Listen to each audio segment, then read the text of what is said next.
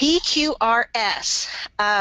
This is something I wasn't as familiar with until recently when I was asked to do a lecture on it, and this person, it was perfect timing. I'll be working with PQRS soon, and I'm not sure I understand what it is. Can you give me some insight? You bet I can.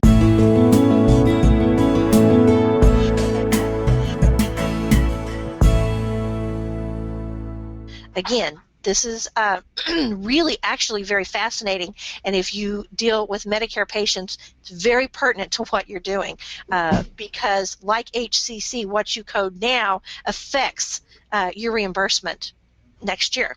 So what is PQRS? Well, it stands for Physician Quality Reporting System. It is a CMS program. It affects the money you get paid. Not only does it affect the money that you get paid, but it also affects the care of the patient. That really that's why it was set up is to make sure the patient that the measures are being met for the treatment of a patient for a specific diagnosis. The initiative started in 2007.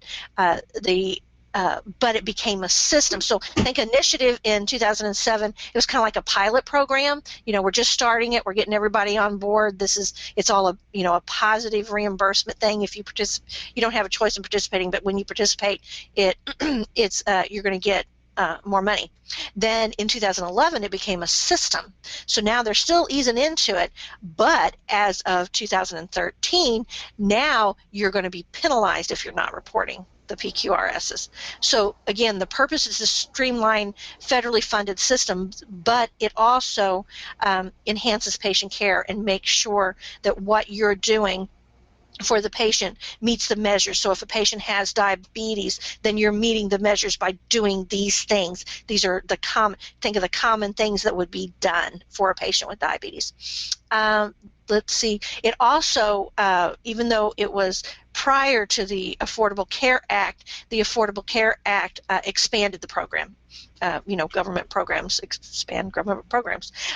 So what it does is it tracks measures. It's all about statistics, just like coding.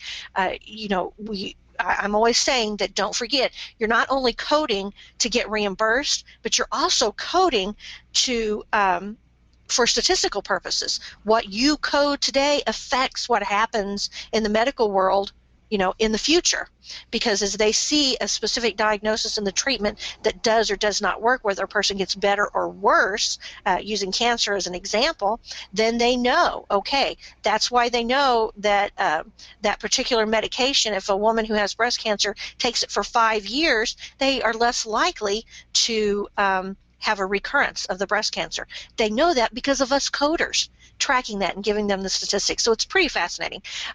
So what was tracked in 2015 is going to affect reimbursement for, 14 will affect reimbursement for 15, 16, and 17. And they are now in the penalty phase. So you have to capture this stuff. And if you don't, you'll lose a percentage. There's much more information about PQRS. We're going to have a CEU on it here pretty soon. So you can look for that if you want more information.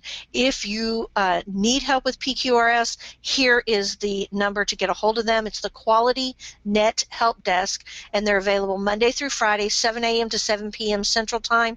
Their phone number is 1-866-288-8912, and they have an email address, which is qnetsupport@hcqis.org. They're the go-to people to answer your questions. So if you don't know about PQRS and you plan to work with Medicare patients, then you need to pick up that knowledge and get real savvy about it. It'll help you get a job if you can tell them you're familiar with it. It'll just make your life easier as a coder too. Oh, right, that's it. Need more medical certification training? Go to www.codingcertification.org.